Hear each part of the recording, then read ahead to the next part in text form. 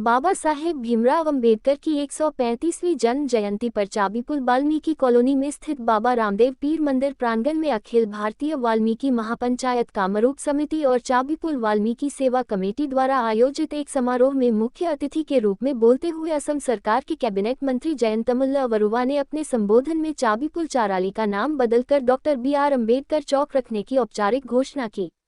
इस अवसर पर उन्होंने कहा कि आज अम्बेडकर जयंती के पवित्र दिन में चाबीपुल चाराली का नाम डॉक्टर BR अम्बेडकर को समर्पित करते हुए डॉक्टर BR अम्बेडकर चौक रखा गया है। भारत की सभ्यता और संस्कृति सभी को समान अधिकार देकर आगे बढ़ाने को प्रेरित करती है, किंतु भारत में एक समय ऐसा भी आया जब विभिन्न जातिगत समस्याओं की शुरुआत होने लगी। ये समस्या इतनी आगे बढ़ गई कि समाज का एक तबका पिछड़ा वर्ग की श्रेणी में आ गया। इसी समय BR अम्बेडकर का जन्म हुआ, जिन्होंने जाति अस्पृश्यता से समाज को मुक्त कराया। इससे पहले मंत्री जयंतमल वरुवा ने बाबा रामदेव पीर के दर्शन कर अम्बेडकर की मूर्ति को पुष्पहार पहनाया। उसके बाद रामदेव मंदिर प्रांगण में सामुदायिक भवन का उद्घाटन करके पेयजल सेवा प्रकल्प का भी उद्घाटन किया। इस अवसर पर उनके साथ नगर निगम के mayor Mrigen Sarania, deputy mayor Smita Rai, GMDA के उपाध्यक्ष मुक्ता डेका, भाजपा प्रदेश कोषाध्यक्ष और असम ओलंपिक संघ के उपाध्यक्ष राजकुमार शर्मा, 18 नंबर वार्ड के पार्षद शंकर चक्रवर्ती, 15 नंबर वार्ड के पार्षद सौरभ झुनझुनवाला, पार्षद ब्रिजेश रॉय, भाजपा विष्णुपुर मंडल के अध्यक्ष राजीव दास, अखिल भारतीय वाल्मीकि महापंचायत कामरूप जिला के अध्यक्ष श्रीचंद्र वाल्मीकि, उपाध्यक्ष कैलाश कुमार, वाल्मीकि समाज सेवा समिति चाबीपुल के अध्यक्ष शंभू वाल्मीकि, उपाध्यक्ष अमित कुमार, मंत्री राजेश चावरिया, सलाहकार किशन लाल सावस्रिया, मंटू वाल्मीकि, मनोज चावरिया और अमित गुजराती उपस्थित थे। कैलाश कुमार ने वाल्मीकि समाज की महिलाओं को स्थायी नौकरी देने के लिए एक स्मारक पत्र मंत्री को प्रदान किया। कार्यक्रम का संचालन शंकर चक्रवर्ती ने किया। मंत्री जयंतमल्ल बरुवाक धन्यवाद ज्ञापन करिछु। आमी दादा साहब आमार भीमजीर आमार जी जन्म जयंतीर उपलक्षे जोवाकाली आमार एक स्वच्छता अभियान आमार এই অঞ্চলতে আমি কৰিছিলো। ইয়াতে আমাৰ সাংগঠনিক সাধাৰণ সম্পাদক ৰবীন্দ্ৰ ৰাজুদি উপস্থিত আছিলে। আমি প্ৰতিমূৰ্তি চাফ চিকুণ কৰি মাল্য অৰ্পণ কৰি আমাৰ এই মহান নেতাগৰাকীক আমি শ্ৰদ্ধা জনাইছিলো। আজি আমাৰ তেখেতৰ জন্মদিনৰ লগত সংগতি ৰাখি গুৱাহাটী পৌৰ নিগমৰ পৰা দিব লগা আমাৰ যি কমিউনিটি হল আমাৰ পাৰিষদ পুঁজি শংকৰ চক্ৰৱৰ্তীৰ দ্বাৰা যিটো নিৰ্মাণ হ'ব তাৰ শুভ উদ্বোধন আমাৰ মাননীয় মন্ত্ৰী জয়ন্তমল্ল বৰুৱা ডাঙৰীয়াই কৰিছে। আৰু ইয়াতে এটা সুন্দৰ ব্যৱস্থাৰে আমাৰ খোৱা পানী যোগান ধৰাৰ কাৰণে এক ফিল্টাৰ যোগে আৰু ইয়াৰ পৰা যে বহু ৰাইজে লৈ যাব পাৰে তাৰ ব্যৱস্থা কৰাৰ কাৰণে এই পানী যোগান কেন্দ্ৰটো আমাৰ মাননীয় মন্ত্ৰী জয়ন্তমল্ল বৰুৱা ডাঙৰীয়াই শুভ উদ্বোধন কৰিছে। এই ৰাইজ আমি গুৱাহাটী পৌৰ নিগমৰ পৰা বিভিন্ন ধৰণৰ আমি কাম কৰি আছোঁ। তো নিশ্চয়কৈ গুৱাহাটীখন সুন্দৰ কৰি ৰখাৰ ক্ষেত্ৰত আমাৰ পাৰিষদসকলৰ সহযোগত আৰু মন্ত্ৰী মহোদয়ৰ সহযোগত আমি সুন্দৰভাৱে আমি এই ধৰণৰ ব্যৱস্থা গ্ৰহণ কৰিছোঁ। আপোনালোকে জনপদত সুখী হৈছোঁ যে আগন্তুক দিনত আপোনালোকে যদি মঠ মন্দিৰ ধৰ্মীয় অনুষ্ঠান সামাজিক অনুষ্ঠান ক্লাবৰ যদি যিকোনো যদি পানী কানেকশ্যন লয় আমাৰ মন্ত্ৰী মহোদয়ৰ পৰামৰ্শ মতে আমি বিনামূলীয়া কানেকশ্যন দিবলৈ আমি ওলাইছোঁ। ইয়াৰ লগে লগে আমি যি আমাৰ ৰেইন ৱাটাৰ হাৰ্ভেষ্টিং কৰাৰ ক্ষেত্ৰত আমাৰ চৰকাৰী স্কুল হওক বা বিভিন্ন ধৰণৰ ধৰ্মীয় অনুষ্ঠানৰ সামাজিক অনুষ্ঠানত যি আমাৰ ৰেইন ৱাটাৰ হাৰ্ভেষ্টিং কৰাৰ কাৰণে কৃত্ৰিম বানপানীৰ ক্ষেত্ৰত ৰখোৱাৰ কাৰণে আমাৰ গুৱাহাটী পৌৰ নিগমৰ সভাই সিদ্ধান্ত লৈছে সেইখিনি আমি বিনামূলীয়াকৈ ৰেইন ৱাটাৰ হাৰ্ভেষ্টিং আমি কৰি দিয়াৰ কাৰণে ব্যৱস্থা গ্ৰহণ কৰিম। আৰু মাননীয় মন্ত্ৰী মহোদয়ে আমাক পৰামৰ্শ দিছিলে যে আমি চাফ চিকুণ কৰাৰ ক্ষেত্ৰত আমি ৰাইজক কিছু আমি সুবিধা দিব লাগে।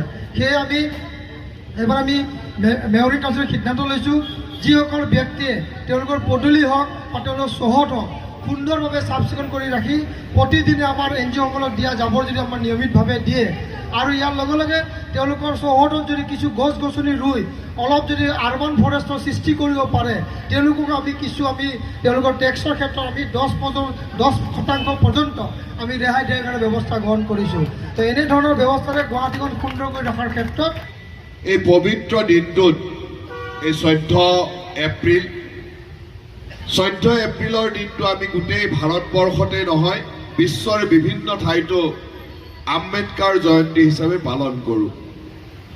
আমাৰ অসমীয়া নৱবৰ্ষৰ আগৰটো দিন আমি বহাগ বিহুৰ আজিৰ দিনটো গৰু বিহু হিচাপেও পালন কৰোঁ আৰু গোটেই ভাৰতবৰ্ষতে আজিৰ দিনটো আম্বেদকাৰ জয়ন্তী হিচাপে পালন কৰা হয়।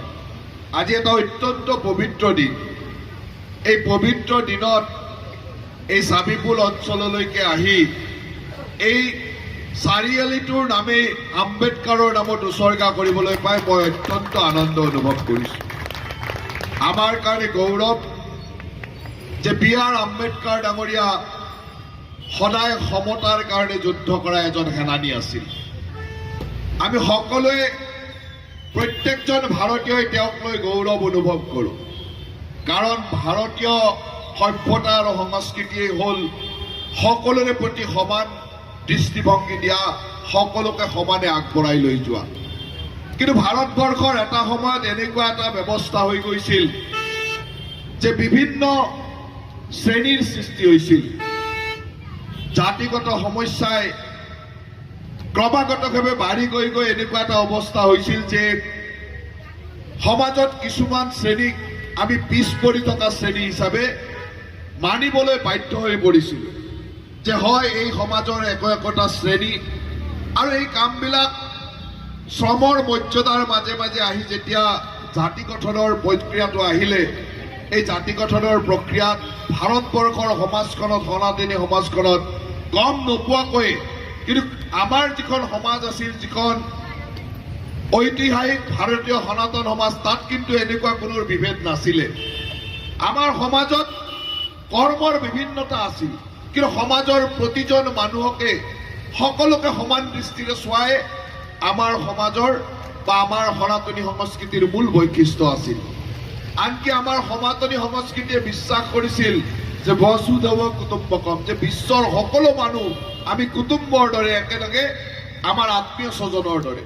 কিন্তু সমাজত এনেকুৱা কিছুমান ব্যৱস্থা আৰম্ভ হ'ল, বিশেষকৈ জাতি প্ৰথা আৰম্ভ হ'ল, কৰ্মৰ ভিত্তিৰে জাতি প্ৰথা আৰম্ভ হৈ মাতা কি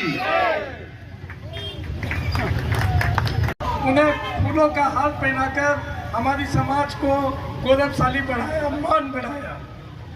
आज जैसे हमारे शंकर चक्रवर्ती जी ने 18 नंबर के वार्ड काउंसिलर भीमराव अंबेडकर जी चौक के नाम से चाबीपुल चौक को बी.आर. अंबेडकर चौक नामकरण घोषित किया, और हमारे पीने के पानी की व्यवस्था की, हमारे शौचालय बनवाए और कम्युनिटी हॉल का काम चल रहा है।